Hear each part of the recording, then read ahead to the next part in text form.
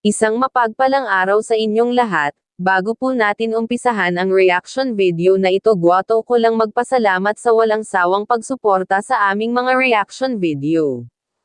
Pakiusap po, wag po natin kalimutan suportahan ang ama ng Kalingap na si Val Santos Matubang at anak nito na si Kalingap Rab para mas marami pa silang matulungan. Mga Kalingap, nandito naman po tayo na kung saan po ay magbigay ng update sa magkakapatid na Tres Marias. Sa mga tagapanood po, sigurado matutuwa naman po kayo tungkol sa bago bang update sa magkakapatid na Tres Marias. So ito na nga po, Kalingap Rab at mga K-boys sumama para puntahan ang Tres Marias, ngunit wala po pala sa kanilang bahay. Kwento po ni nanay, akala niya tumakas ang tatlo kaya sobra po siyang nag-alala kasi hindi niya inaasahan na gagawin yun nila Chris, Melissa at Bea na umalis. Yu pala pumunta na po sa isang kakilala nila. Nakakalungkot at nakakaawa po, super kasi ang layo po ng pinuntahan ng magkakapatid. Pati nga po si Kalingap Ran naawa sa tatlo kasi ang layo talaga ng nilakad nila para lang makapunta sa bahay na yun. Kahit po sobrang init, tiniis nila makapunta lang doon. Marami rin ang nagulat sa ginawa ng tatlo, kahit ganun pala sila marunong naman gumawa ng paraan para maipakita nila na may pagbabago sa kanilang sarili. Sa totoo lang po, marami talaga ang nagulat sa kanila, lalo na po si Kalingap Rab. Kwento po ng kakilala nila, ang ginagawa po pala ng tatlo, maagang gumigising sila. Kasi maagang pumupunta ang tatlo para maglakad lang papunta kung saan sila magpapaturo.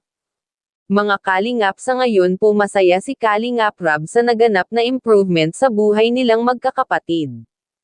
Gusto talaga nila na matuto, lalo na sa pag-aaral, para pagdating ng pasukan marami na silang matutunan na mga lessons at kung paano humarap sa tao, hindi yung palagi lang sila nakayuko. Mga Kalingap, ibang-iba na po talaga sila ngayon. Kaya nga habang naglalakad silang tatlo pauwi na, sabi ni Rab sa isang K-boys na nakakatuwa sila at ang sweet pala nilang magkakapatid pag nagsasama, lalo na po magkakasma silang maglakad habang pauwi.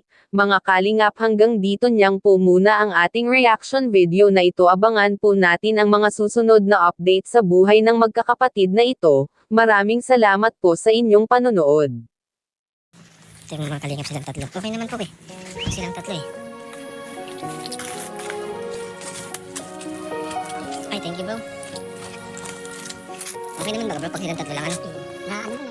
Ha? Kapag salita mo sila, kapag sila lang. Kaya nga, nahiya lang talaga sila. Nahiya lang talaga. Pero yun yung kailangan nilang ano, baguhin. Diba bro? Kailangan nila yun. Kasi yung sa napansin bro, gumaganda sila ngayon. Yes, maganda. Diba? Kasi nung kita nila nakita, naging salita masyado. Lakas ng boses eh. Ano nila, mabait na, oh. Nakakasama sila. Panganay dyan, si Chris. No, si Chris yung panganay ito. Pero, siya yung napag-iwanan sa academics. Back to zero. Balik kami ng nursery. Sino mahirap kapag ang mga bata yung nagparan. Pagod Chris, no? Pagod ka, Chris? Si nanay? Si mama nyo? Chris? Na, dito ka na eh. Dito ka na, upo ka dito. Grabe. Napaka-ingat natin nyo. Galing kami dun sa ano, kung saan sila nagpapatutor. Nay, lagay doon. Kung saan po sila nagpapatutor, Nay. Doon po kami galing. So, okay naman, Nay. Nakausap naman po namin. And, masaya din kami sa improvement nila. No, kahit pa paano straight na yung ano nila. Kanina, nag-usap-usap din kami.